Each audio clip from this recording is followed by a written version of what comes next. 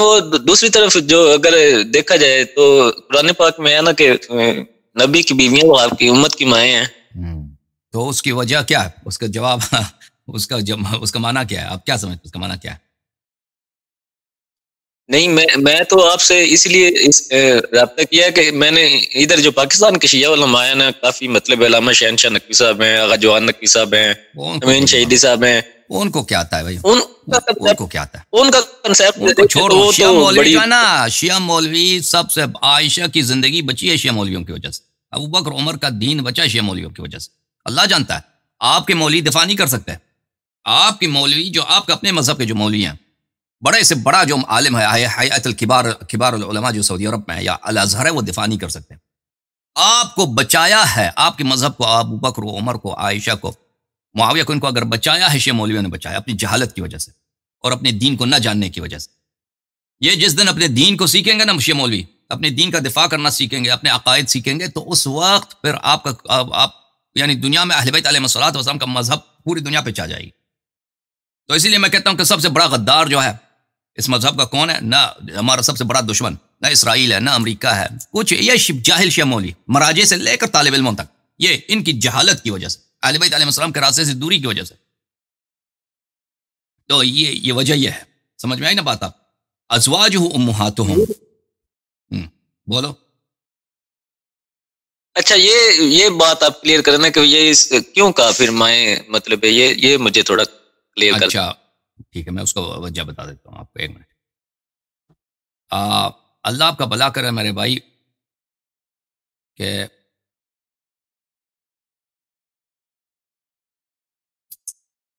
میں آپ کے ابھی جواب دے دیتا ہوں. دیکھیں یہ کہ رسول پاک صلی اللہ علیہ وسلم کے ازواج جو ہیں ہماری مومنین کے مائیں ہیں. تو پہلی بات یہ ہے کہ اگر ہم منافق کی تکفیر کرتے ہیں، کہتے ہیں فلان شخص منافق ہے، ٹھیک ہے نا، یہ اس میں دو یہ پورے علماء کو معلوم ہے کفر کے دو اقسام ہوتے ہیں. ایک کفر یہ ہے کہ ایک شخص مرتد ہے یا ایک شخص مسلمان ہے ہی نہیں، ٹھیک ہے نا. ایک شخص مسلمان نہیں ہے، مثلا ٹرمپ ہے، وہ کبھی مسلمان ہوا نہیں، اس کو اسلام کا پتہ بھی نہیں ہے. آپ اس سے پوچھیں اسلام کیا ہے، اس کو دو کلمے بھی نہیں آتے ہوں گے. یا بائیڈن سے پوچھیں، اس کو پتہ بھی نہیں ہوتا کہ اسلام ہے کیا چیز. ایک شخص ایسا ہے کہ مسلمان ہے، کافر ہو جاتا ہے، مرتد ہے، یعنی کہتا ہے میں پیغمبر کو نہیں مانتا بھائی، میں گیا، میں اسلام کو میں چھوڑ چکا ہوں. یہ ایک یہ ہے. ایک ہے جو منافق کا کفر ہے. منافق کا کفر یہ ہے کہ بظاہر وہ کہتا ہے میں مسلمان، بظاہر وہ کہتا ہے کہ میں اللہ کو مانتا ہوں، رسول کو مانتا ہوں، لیکن اس سے ایسے اعمال سرزد ہوتے ہیں کہ اس کا اسلام جو ہے اس میں شک آ جاتا ہے، ٹھیک ہے نا. مثلا پیغمبر صلی اللہ علیہ وسلم کی اذیت کرتا ہے، پیغمبر صلی اللہ علیہ وسلم سے دشمنی کرتا ہے، پیغمبر صلی اللہ علیہ وسلم اس کے متعلق ایسے الفاظ کہتا ہے کہ اس سے اس کا نفاق ثابت ہو جاتا ہے. تو ایسا شخص جو ہے یہ کفر اس طرح نہیں ہے کہ جیسے مثلا ٹرمپ کا کفر ہے یا مرتد کا کفر ہے. سمجھ میں آئی نا بات آپ کو؟ سمجھ میں آئی بات آپ؟ ہاں. اس شخص کا اگر کفر ہے تو وہی کفر ہے کہ یہ دل بظاہر مسلمان ہے، لیکن اس کے اعمال ایسا، اس کا ایمان سے ایسا خروج ہے کہ یہ حقیقت میں یہ مسلمان نہیں ہے. سمجھ میں آئی نا بات آپ کو؟ اب عائشہ کے متعلق اسی روایت میں اگر رسول پاک دیکھیں، تکفیر تو آپ کہتے ہیں نا کہ میں نے تکفیر، یہ میرے جملے نہیں ہیں، یہ خود رسول پاک صلی اللہ علیہ وسلم کی جملے ہیں جو بخاری میں بھی ہے اور مسلم میں بھی ہے کہ آپ کی مثال مصر کی عورتوں کی مثال ہے، ٹھیک ہے نا. کافرہ عورتوں سے تشبیہ دی ہے پیغمبر صلی اللہ علیہ وسلم نے. میرا استدلال وہی ہے، اسی حد تک ہے. اب آپ تکفیر وغیرہ آپ کہتے ہیں تو وہ مجھے یاد نہیں ہے. اب یہاں پر ازواج امہاتہم کے متعلق، ازواج امہاتہم کا کیا مطلب ہے میرے بھائی؟ ازواج امہاتہم کا مطلب خود عائشہ کے نزدیک کیا ہے میں آپ کو بتاتا ہوں. یہ کتاب السنن الکبریٰ للبیہقی اور یہ جزء نمبر 7 ہے، چھاپ دارالکتب العلمیہ. یہاں پر میں آپ کو لے کے چلتا ہوں میرے بھائی صفحہ نمبر 111 میں. صفحہ نمبر 111 میں یہ حدیث جو میں آپ کو دکھانے لگا ہوں یہ بشرط بخاری و مسلم سے ہی ہے، اور یہ کتاب اس میں بھی ہے اس سے زیادہ چھوٹی سند کے ساتھ، مختصر سند کے ساتھ، جو اعلیٰ جس کو عالی سند کہتے ہیں. کس کتاب میں ہے؟ کتاب کیا نام ہے اس کا؟ طبقات القرا ابن سعد میں ہے. وہ بھی سند جو ہے بشرط بخاری مسلم ہے. وہاں پہ روایت یہ ہے کہ ابو عوانہ فراش سے، عامر سے، مسروق سے روایت کرتے ہیں، ان عائشہ، خود عائشہ سے روایت کرتے ہیں، ان امرأة قالت لها، ایک عورت نے ان سے کہا یا امہ، اے میری ماں. عائشہ نے ان سے کہا انا ام رجالکم لست بامکی، میں مردوں کا ماں ہوں، عورتوں کا ماں نہیں ہوں. میں مردوں کا ماں ہوں، عورتوں کا ماں نہیں ہوں. عورت نے ان سے کہا کہ اے ماں، اس نے کہا میں مردوں کا ماں ہوں، عورتوں کا نہیں ہوں. آپ کیا سمجھتے ہیں اس حدیث سے، اس روایت سے؟ بتاؤ. وازواج امہاتہم، جو ہے عورتیں جو جی ہیں جی وہ، ہاں عورتیں جو مومن نہیں ہیں. جی ہاں بالکل، عورتیں بھی ہوتی ہیں، تو عائشہ نے کیوں کہا عورتیں کہ بھی انا، ہوتی ہیں. عائشہ نے کیوں کہا انا ام رجالکم ولست بامک، میں عورتوں کی ماں نہیں اور مردوں کا ماں ہوں؟ کیوں کہا؟ پتہ ہے یا پتہ نہیں نہیں ہے؟ پتا. ہاں پتہ نہیں ہے، میں بتاتا ہوں پتہ کس لیے نہیں. اس کی وجہ یہ ہے، اس کی وجہ میں آپ کو تفسیر طبری دکھا دوں. تفسیر الطبری اگر میں نکال سکوں، مجھے مل جائے وہ روایت.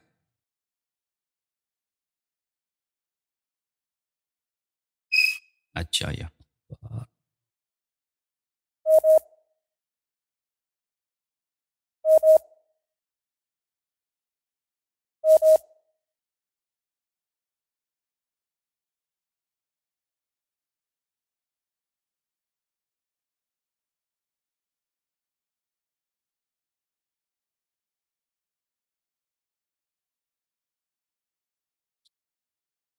بہرحال اب تفسیر طبری دکھانے میں ٹائم لگا، میں ایک اور تفسیر دکھاتا ہوں آپ کو.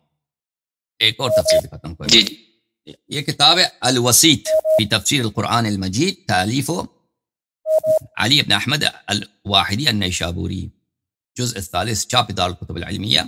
یہاں پر میں آپ کو لے کے چلتا ہوں صفحہ نمبر 459 میں. وہ طبری میں بھی دکھا سکتے ہیں، طبری میں تو بہت زیادہ اس نے تفصیل دی، بہت سارے صحابہ وغیرہ سے نقل کیا. یہاں پر دیکھیں بل النبی اولا بالمؤمنین من انفسهم صلی اللہ علیہ وآلہ وسلم وازواجہ امہاتہم، ان کی عورتیں جو ہیں مائیں ہیں. اس کا کیا مطلب ہے؟ وازواجہ امہاتہم، اس کا کیا ہے؟ فی حرمت نکاحہن، کہ ان کی نکاح حرام ہے. فلا يحل لأحد التزویج بواحدة منہن كما لا يحل التزوج بالام، وهذا الامومة تعود الى حرمت النکاح لا غیر. امومہ بولتے ہیں ماپن کو. اچھا، فرمایا کہ ازواج امہاتہم کا مطلب صرف یہی ہے کہ ان سے نکاح نہیں کر سکتے. اور تو نبی صلی اللہ علیہ وسلم کی جو بیویاں ہیں ان سے کوئی نکاح نہیں کر سکتا، جیسے آپ اپنی ماں سے نکاح نہیں کر سکتے. تو نکاح کا سوچنا بھی نہیں ہے. اس کی وجہ کیا ہے میرے عزیز؟ اس کا وجہ ایک بہت تلخ واقعہ ہے. آپ دیکھیں اسی میرے جو یوٹیوب چینل ہے، پلیز آپ وہاں پہ کچھ اسپیچز ہیں میرے 6-7 سال پہلے کا، کہ طلحہ ابن عبید اللہ التیمی، جو عشرہ مبشرہ میں سے آپ لوگ اس کو کہتے ہو. طلحہ جو ہے اس کی کیا نیت تھی، میں اس سے زیادہ کچھ نہیں کہتا، پھر آپ یہ مسئلہ بہت باریک ہے. تو اس طلحہ کی کیا نیت تھی، اس نے کیا، اس سے کیا غلط اس کی نیتیں تھیں. بہرحال تو یہاں پر نبی صلی اللہ علیہ وسلم کے عورتوں سے آپ نکاح نہیں کر سکتے، جیسے اپنی ماں سے نکاح نہیں کر سکتے. اسی لیے تو عائشہ نے کہا اس عورت سے کہ میں مردوں کا اور ماں ہوں، عورتوں کا ماں نہیں ہوں. سمجھ میں آئی نا بات آپ کو؟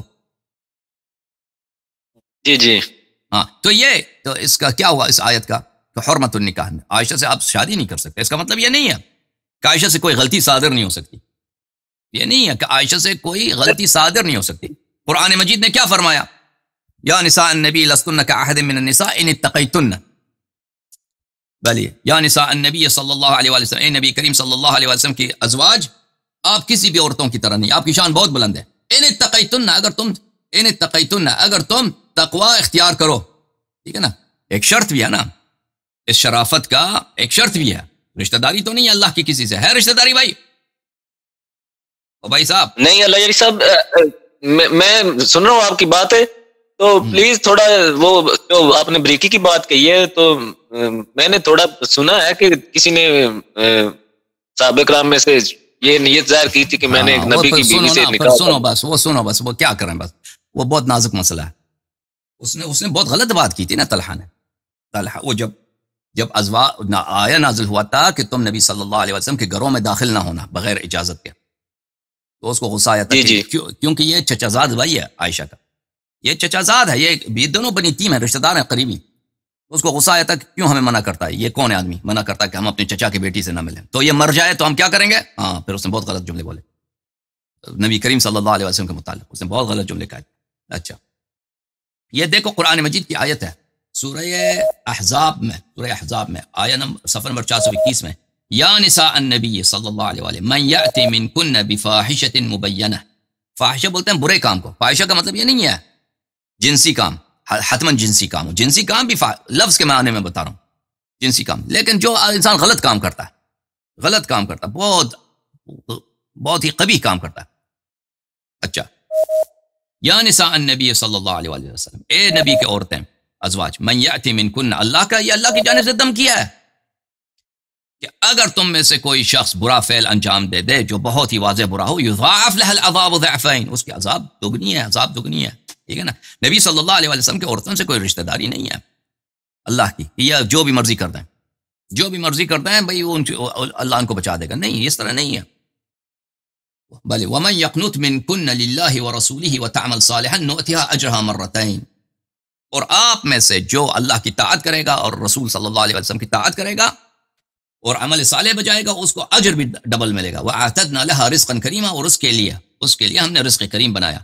یا نساء النبی صلی اللہ علیہ وآلہ لستن كأحد من النساء ان اتقیتن، تمہاری مثال دوسری عورتوں کی طرح نہیں ہے، تمہارا مثال بہت بلند ہے، بشرط یہ کہ تقوی اختیار کرو. ٹھیک ہے نا. تو آیات کو آپ قرآن کریم میں جو فرمایا وَأَزْوَاجُهُ أُمَّهَاتُهُمْ، خود عائشہ کے نزدیک اس کا کیا تفسیر ہے؟ حرمت النکاح. ختم بات، حرمت النکاح.